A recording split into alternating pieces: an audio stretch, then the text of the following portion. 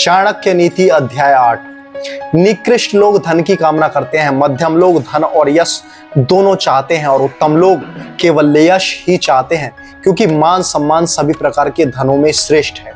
ईख, जल, दूध, मूल, कंद, पान, फल और दवा आदि का सेवन करके भी स्नान, दान आदि क्रियाएं की जा सकती हैं। जैसे दीपक का प्रकाश अंधकार को खा जाता है और कालिक को पैदा करता है, उसी तरह मनुष्य सदैव जैसा अन्न खाता है वैसी ही उसकी संतान होती है। हे बुद्धिमान पुरुष, धन गुणवानों को दे, अन्य को नहीं। देखो, समुद्र का जल मेघों के मुंह में जाकर सदैव मीठा हो जाता है और पृथ्वी के चर अचर जीवों को जीवन दान देकर कई करोड़ गुना होकर फिर से समुद्र में चला जाता है। तत्वदर्शी मुनियों ने कहा है कि हजारों चांडालों के बराबर एक यवन मलेच्छ होता है।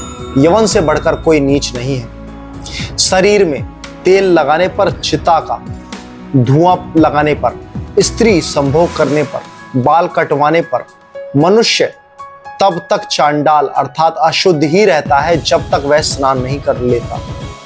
अपच होने पर पानी दवा है, पचने पर बल देने वाला है। भोजन के समय थोड़ा थोड़ा जल अमृत के समान है और भोजन के अंत में जहर के समान फल देता है। बिना क्रिया के ज्ञान व्यर्थ है। ज्ञानहीन मनुष्य मृतक के समान है। सेनापति के बिना सेना नष्ट हो जाती है और पति के बिना स्त्रियां बाधित हो जाती हैं, अर्थात पति के बिना उनका जीवन व्यर्थ है।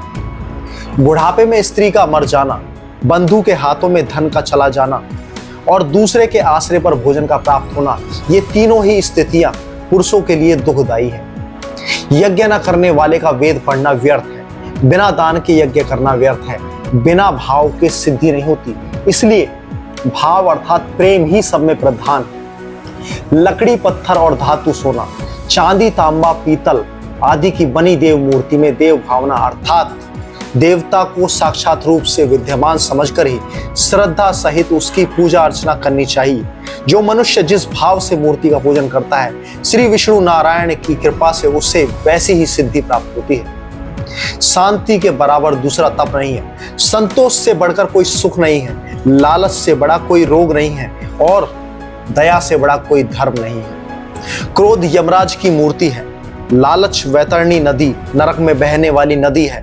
विद्या कामधेनु गाय है और संतोष इंद्र के नंदन वन जैसा सुख देने वाला है। गुण से रूप की शोभा होती है, सील से कुल की शोभा होती है, सिद्धि से विद्या की शोभा होती है और भोग से धन की शोभा होती है। गुणहीन व्यक्ति की सुंदरता व्यर्थ है। दुष्ट स्वभाव वाले व्यक्ति का कुल नष्ट होने योग्य है। यदि लक्ष्य की सिद्धि ना हो तो विद्या व्यर्थ है। जिस धन का सदुपयोग ना हो वह धन व्यर्थ है। पृथ्वी के भीतर का पानी शुद्ध होता है। पतिव्रता स्त्री पवित्र होती है। कल्याण करने वाला राजा पवित्र होता है और संतोषी ब्राह्मण पवित्र होता है। असंतोषी ब्राह्मण और संतोषी राजा जल्दी ही नष्ट हो जाते हैं। लज्जाशील वैश्या और निर्लज्ज कुलीन स्त्री नष्ट हो जाती है। विद्या विहीन अर्थात मूर्ख व्यक्तियों के बड़े कुल के होने से क्या लाभ।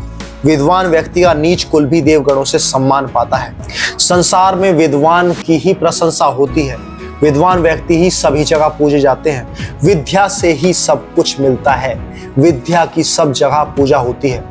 जो व्यक्ति मांस और मदिरा का सेवन करते हैं वे इस पृथ्वी पर बोझ है। इसी प्रकार जो व्यक्ति निरक्षर है वे भी पृथ्वी पर बोझ है।